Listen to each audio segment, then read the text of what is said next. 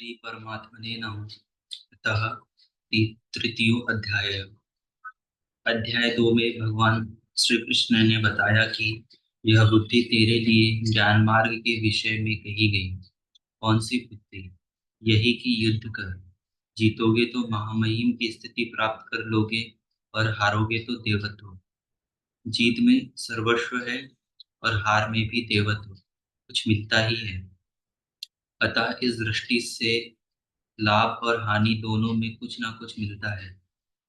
निश्चित भी क्षति नहीं है। फिर कहा, अब इसी को तू निष्काम कर्मयोग के विषय में सुन। जिस बुद्धि से युक्त होकर तू कर्म के बंधनों से अच्छी प्रकार छूट जाएगा, फिर उसकी विशेषताओं पर प्रकाश डाला।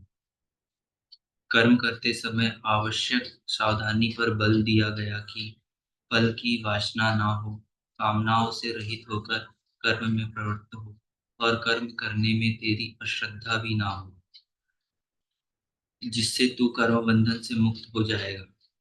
मुक्त तो होगा, किंतु रास्ते में अपनी स्थिति नहीं दिखाई पड़ेगी।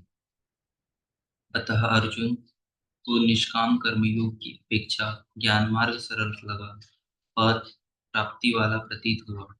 उसने प्रश्न किया, जनार्दन, निष्काम कर्म की अपेक्षा ज्ञान मार्ग काफी दृष्टि में श्रेष्ठ है, तो मुझे इस भयंकर कर्म में क्यों लगाते हैं? प्रश्न स्वाभाविक था। मान ले एक ही स्थान पर जाने के दो रास्ते हैं। यदि आपको वास्तव में जाना है तो आप अवश्य प्रश्न करेंगे कि इनमें सुगम कौन है। यदि नहीं तो आप पथिक नहीं। ठीक इसी प्रकार अर्जुन ने भी प्रश्न रखा। अर्जुन उवाच, जयायसि चेत् कर्मणस्ते मता बुद्धिर्जनार्दन, तत्किं कर्माणि घोरे मां नियोजिषि केशवा। जनों पर दया करने वाले जनार्दन, यदि निष्काम कर्मयोग की अपेक्षा ज्ञान योग आपको श्रेष्ठ मान्य है, तो हे केशव, आप मुझे भयंकर कर्मयोग में क्यों लगाते हैं? निष्काम कर्मयोग में अर्जुन को भयंकरता दिखाई पड़ी, क्योंकि इसमें कर्म करने में ही अधिकार है।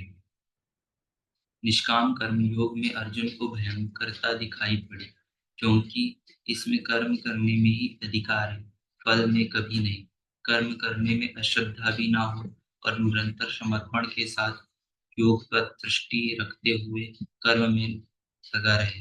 जबकि ज्ञान मार्ग में हारोगे तो भी देवत्व है, जीतने पर महामहिम स्थिति है। अपने लाभ हानि स्वयं देखते हुए आगे बढ़ना है। इस प्रकार अर्जुन को निष्काम कर्मयोग की अपेक्षा ज्ञान मार्ग सरल प्रतीत हुआ। इसीलिए उसने निवेदन किया। धन्यवाद।